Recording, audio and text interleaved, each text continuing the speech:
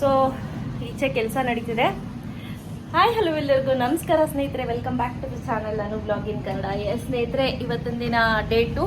So day 2ನಲ್ಲಿ ನಾನು ಏನೆಲ್ಲ ಮಾಡಿದೆ ಅಂತ ನಾನು ನಿಮ್ಮ ಜೊತೆ ಶೇರ್ ಮಾಡ್ತೀನಿ. ಸೊ ಅರ್ಲಿ ಮಾರ್ನಿಂಗ್ ನಾನು ಯಾವಾಗಲೂ ಹೇಳ್ದಂಗೆ ನೇಚರ್ ಕಾಲ್ ಅಂತ 10 ಮಿನಿಟ್ಸ್ ಹೋಗಿ ವಾಶ್ರೂಮಲ್ಲಿ ಕೂತ್ಕೊಳ್ಳಿ, ಟಾಯ್ಲೆಟ್ ಬರಲಿ ಬರದೇ ಹೋಗಲಿ 10 ಮಿನಿಟ್ಸ್ ಕಂಪಲ್ಸರಿ. ಆ ನಂತರನಾದರೂ ನಿಮಗೆ ವಾಶ್ರೂಮ್ಗೆ ಹೋಗಬೇಕು ಅಂತ ಅನಿಸುತ್ತೆ. ಸೊ ಆ ನಂತರ ನಾನೇನು ಮಾಡಿದೆ, ಹ್ಯಾಶ್ ಕಾರ್ಡ್ ಜ್ಯೂಸನ್ನು ಕುಡಿದೆ, ಅಂದರೆ ಬೂದ್ಗುಂಬಳಕಾಯಿ. ತುಂಬ ಜನ ಕೇಳಿದ್ರಿ ಲಾಸ್ಟ್ ಟೈಮು ವಿಡಿಯೋ 1ನಲ್ಲಿ ಕೇಳಿದ್ದೀರಾ ಯಾವ ಬೂದ್ಗುಂಬಳಕಾಯಿ ಅಂತ. ನಾನು ತೋರಿಸಿದ್ದೀನಿ ಈಗ ಆಲ್ರೆಡಿ ದಪ್ಪ ಬೂದ್ಗುಂಬಳಕಾಯಿ ಅಂತ. ಸೊ ದಪ್ಪ ಬೂದ್ಗುಂಬಳಕಾಯಿ ಜ್ಯೂಸನ್ನು ಕುಡ್ಕೊಂಡು ಬಂದಿದ್ದೀನಿ. ಸೊ ಅದ್ರ ಕ್ಲಿಪ್ಪಿಂಗ್ ನಾನು ಆ್ಯಡ್ ಮಾಡ್ತೀನಿ ನೋಡಿ.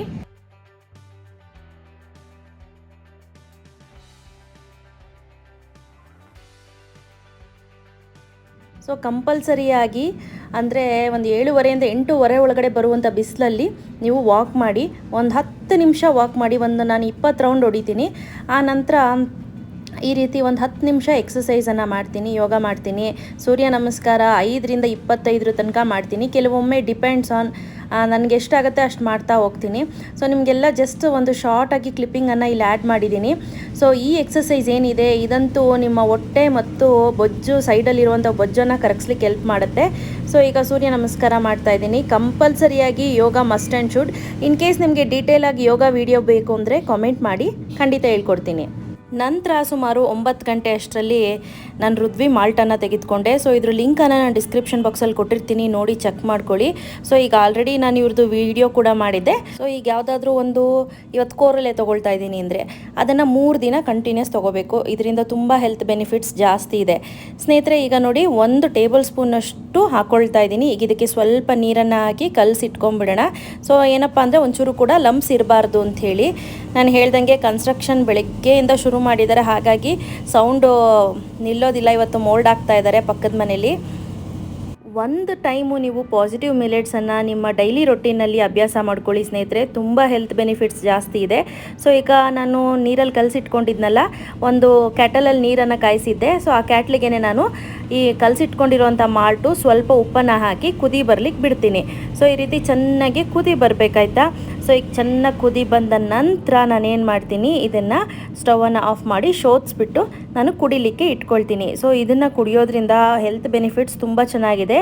ನಿಮ್ಗೆ ಇನ್ ಕೇಸ್ ಏನಾದರೂ ಈ ಪ್ರಾಡಕ್ಟನ್ನು ಬೈ ಮಾಡಬೇಕು ಅಂದರೆ ಡಿಸ್ಕ್ರಿಪ್ಷನಲ್ಲಿ ಕೊಟ್ಟಿರ್ತೀನಿ, ನೋಡಿ ಚೆಕ್ ಮಾಡಿ ಬೈ ಕೂಡ ಮಾಡ್ಬೋದು. ಈಗ ಸ್ಕೂಲ್ಗೆ ಹುಡುಗರೆಲ್ಲ ಹೋದರು, ಯೋಗ ಎಲ್ಲ ಮುಗೀತು. ಈಗ ನಾನು ಗಂಜಿ ಕುಡಿತಾ ಇದ್ದೀನಿ. ಸೊ ಈಗ ಬಂದು ಮಿಲೆಟ್ಸ್ದು RUDVI ಅವ್ರದ್ದು ಮಿಲೆಟ್ಸ್ ಕುಡಿತಾ ಇದ್ದೀನಿ. ಇವತ್ತು ಕೋರಲ್ಲೇ ಮಾಡ್ಕೊಂಡಿದ್ದೀನಿ.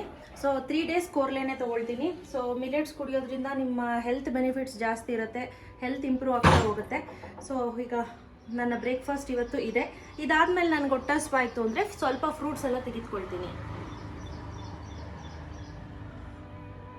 ಮಧ್ಯಾಹ್ನ ನನಗೇನು ಹೊಟ್ಟೆ ಹಸಿವಾಗಲಿಲ್ಲ. ಸೊ ಹಾಗಾಗಿ ಮಧ್ಯಾಹ್ನ 1 ಗಂಟೆಗೆ ಊಟನ ಮಾಡ್ತಾಯಿದ್ದೀನಿ. ಊಟದಲ್ಲಿ ನಾನಿಲ್ಲಿ ಗೀ ರೈಸ್ ತೆಗೆದುಕೊಂಡಿದ್ದೀನಿ.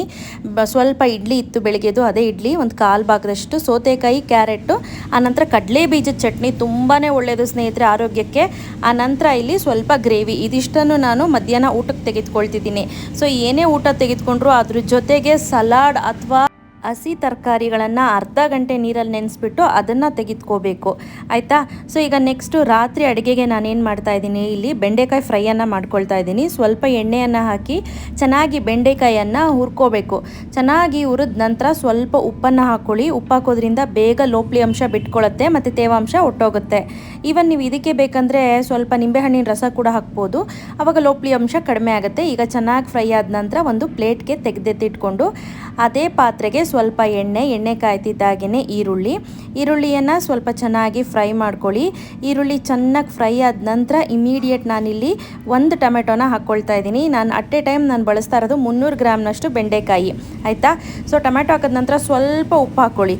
ಈ ರೀತಿ ಉಪ್ಪು ಹಾಕಿ ಟೊಮೆಟೊನ ಫ್ರೈ ಮಾಡೋದ್ರಿಂದ ಬೇಗ ಬೇಯುತ್ತೆ ಅಂಥೇಳಿ. ಆ ನಂತರ ಇದಕ್ಕೆ ಸಾರಿನ ಪುಡಿಯನ್ನು ಹಾಕ್ಕೊಳ್ತಾ ಇದ್ದೀನಿ.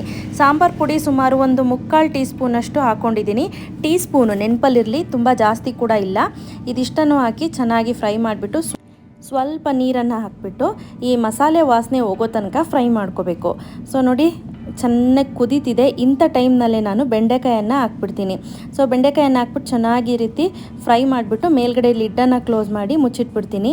ನೋಡ್ತಾ ಇದ್ದೀರಾ ಎಷ್ಟು ಚೆನ್ನಾಗಿ ಫ್ರೈ ಆಗಿದೆ ಅಂತ. ಬೆಂಡೆಕಾಯಿ ಕೂಡ ಈಗ ಆಲ್ರೆಡಿ 80% ನಾವು ನಾರ್ಮಲಿನೇ ಚೆನ್ನಾಗಿ ಹುರಿದ್ಬಿಟ್ಟಿದ್ವಿ. ಸೊ ಹಾಗಾಗಿ ನಮಗೇನು ತೊಂದರೆ ಇಲ್ಲ, ಇನ್ನೂ ಬೇಯಬೇಕು ಅನ್ನೋದು. ಸ್ವಲ್ಪ ಡ್ರೈ ಅಂತ ಅನ್ನಿಸ್ತು, ಸ್ವಲ್ಪ ಸಾರಿನ ಪುಡಿ ಸ್ಮೆಲ್ ಬರ್ತಿತ್ತು. ಹಂಗೆ ಇನ್ನೊಂದು ಸ್ವಲ್ಪ ಅರ್ಧ ಗ್ಲಾಸ್ ನೀರು ಹಾಕ್ಬಿಟ್ಟು ಮತ್ತೆ ಕುದಿಲಿಕ್ಕೆ ಇಟ್ಬಿಟ್ಟೆ. ಮೇಲ್ಗಡೆ ಲಿಡ್ಡನ್ನು ಕ್ಲೋಸ್ ಮಾಡಿದೆ. ಈಗ ನೋಡಿ ಚೆನ್ನಾಗಿ ಕುದ್ದಾಗಿದೆ. ಸೊ ಬೆಂಡೆಕಾಯಿ ಹಾಕಿ ನೀರು ಹಾಕಿದ ನಂತರ ಒಂದು 4ರಿಂದ 5 ನಿಮಿಷ ಫ್ರೈ ಮಾಡಿದ್ದೀನಿ ಅಷ್ಟೇ ಸ್ನೇಹಿತರೆ. ಸೊ ಈಗ ಸಿದ್ಧವಾಗಿದೆ. ಎಸ್, ಈಗ ನೈಟ್ ಊಟಕ್ಕೆ ಈಗ ಆಲ್ರೆಡಿ 6:45 ಆಗಿದೆ. ರಾತ್ರಿ ಊಟನ ನಾನು ಆದಷ್ಟು 7 ಗಂಟೆ 7:15 ಒಳಗಡೆ ಮಾಡ್ಲಿಕ್ಕೆ ಟ್ರೈ ಮಾಡ್ತೀನಿ. ಇವತ್ತು ಬೇಗ ಅಡುಗೆ ಆಗಿದೆ, ಸೊ ಹಂಗಾಗಿ ಬೇಗ ನಾನು ಊಟನ ಮುಗಿಸ್ತಾ ಇದ್ದೀನಿ. ಆಲ್ಮೋಸ್ಟ್ 3/4 ಭಾಗದಷ್ಟು ತರಕಾರಿಯನ್ನು ಇಟ್ಕೊಂಡಿದ್ದೀನಿ. ದಾಲ್ ಕೂಡ ಅಷ್ಟೇ. ದಾಲ್ ಇದು ಸೊಪ್ಪು, ಪಾಲಕ್ ಮತ್ತು ಸಬ್ಸಿಗೆ ಸೊಪ್ಪನ್ನು ಹಾಕಿ ಮಾಡಿರೋವಂಥದ್ದು. ಸೊ ನಾನೇನು ಮಾಡಿದ್ದೀನಿ, ಸಣ್ಣ ಸಣ್ಣದಾಗಿ ಕಟ್ ಮಾಡಾಕಿದ್ರೆ ಹುಡುಗರು ತಿನ್ನಲ್ಲ ಅಂದ್ಬಿಟ್ಟು ರುಬ್ಬಿಟ್ಟು ಹಾಕ್ಬಿಟ್ಟಿದ್ದೀನಿ, ಹಂಗಾಗಿ ಗೊತ್ತಾಗಲ್ಲ ಅವ್ರಿಗೆ ಅಂತ. ಸೊ ಸೌತೆಕಾಯಿ, ಮೂಲಂಗಿ, ಕ್ಯಾರೆಟು, ಅದ್ರ ಜೊತೆ ಬೆಂಡೆಕಾಯಿ ಪಲ್ಯ, ರೈಸ್ ಇಷ್ಟೇ ತೊಗೊಂಡಿರೋದು ನಾನು, ಇದಕ್ಕಿಂತ ಜಾಸ್ತಿ ಬೇಡ. ಆನಂತರ ಮುದ್ದೆ. ಸೊ ಹೊಟ್ಟೆ ತುಂಬ ಹೋಗುತ್ತೆ ನಿಮಗೆ ಈ ಊಟನೇ. ಸೊ ಶುರು ಮಾಡೋಣ ಸ್ನೇಹಿತರೆ. ಈ ರೀತಿ ಹೆಲ್ತಿ ಡಯಟನ್ನು ಫಾಲೋ ಮಾಡ್ತಾ ಬನ್ನಿ. ಸೊ ಡೇ 1 ನೀವು ನೋಡಿದ್ರಿ ಅಲ್ವಾ, ಇವತ್ತು ಡೇ 2. ಸೊ ಏನು ಎಕ್ಸ್ಟ್ರಾ ನಾನೇನು ಮಾಡ್ತಾ ಇಲ್ಲ. ಬ್ರೇಕ್ಫಾಸ್ಟ್ ಒಂದು ಸ್ಕಿಪ್ ಮಾಡಿದ್ದೀನಿ. ಬ್ರೇಕ್ಫಾಸ್ಟ್ ಜೊತೆಗೆ ತರಕಾರಿಗಳನ್ನು ಜಾಸ್ತಿ ಸೇವನೆ ಮಾಡ್ತಾ ಇದ್ದೀನಿ.